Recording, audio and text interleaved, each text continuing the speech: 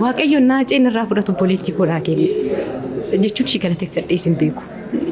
Politikoodhaaf kennaa isaati baay'ee tabdatasi baay'ee tamanas.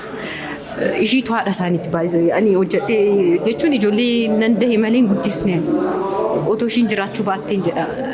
Waaqayyo keessa nama beekamitti otoo ishiin jiraachuu baattee bahee hin galu ture. Waan an hojjedhus natti fakkaatu. Baay'ee ishii jaalata baay'ee ishiitti intini ishii amana. Ishiinis immoo bakka amantummaa isaa sana guuttee fi itti buleettiin koo takkittiidha.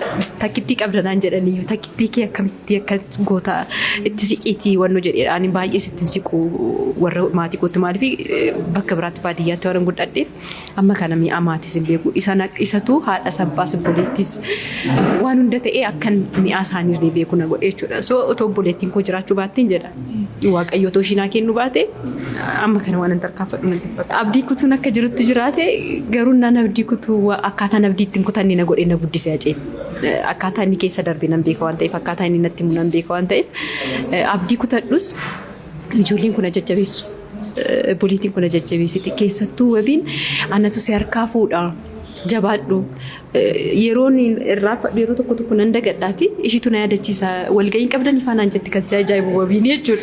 Innaa waaqayyo isaan naa kenneera akkuma dura siin jedhee poliitiin kwaanaaf poliitii qofa otoo hin taane haadha ijoollee kiyyaati naa galatoomi umurii arraa keessa amanti umurii arraa keessa naa jiraadhu wanta jechuun ishii ittiin ibsuun qabu akkuma na caaluutti ibsuun dandeenya akkuma na cookoon ibsine anaaf bahee galuu kootti. Hojjadhee ol deebi'uu kootti ijoollee koo abdiidhaan akkan barbaadetti dhiisee bahuu kootti kan nagoote boleetti kiyyaati boleetti kiyya sin jaaladha giiftii kiyya jechuun hin barbaada.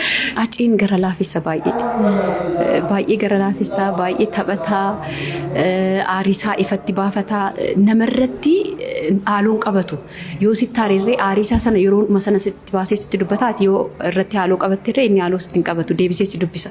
Waaqni akka keefi akka haadha koo nan godhiniin jedha yeroo marayyuu jechuudha kan na ajaa'ibu si wajjin hin olloleetu barsituu isa muufachiise miti muufii isaa sana cabseetu deebi'ee sitti taraarama maaf akkas gootaa yoo jedheen maaltu si dhibe maaltu na dhibe ana ani namaaf daban waliin malee namni daban irratti olii taanaan damni sun isuma balleessanaan jedha ture amaloota isaa keessa akkan qabaadhu hin barbaadu akkas garuu utuun qabaadhee dhiyaanuunis ta'aawuusi akkasuma waan ta'eef haaloo namatti qabachuu dhiisu qulqullummaa isaa baay'ee qulqulluu beektaa bishaan wanta ta'e itti gootuun booraa miti nama hin boorofnedha nama dhugaadha wanta jedhuu fi jechii fi gochi kan wal simee deemu Hacaaluu Hundeessaa fi Hacaaluu Hundeessaa qofarratti. Isatu oolmaan irraa qaba oolmaa isaa sana immoo deebisuu hin danda'u yeroo hunda garuu sin jaaladha amma dhufutti si yaada jechuun hin barbaada.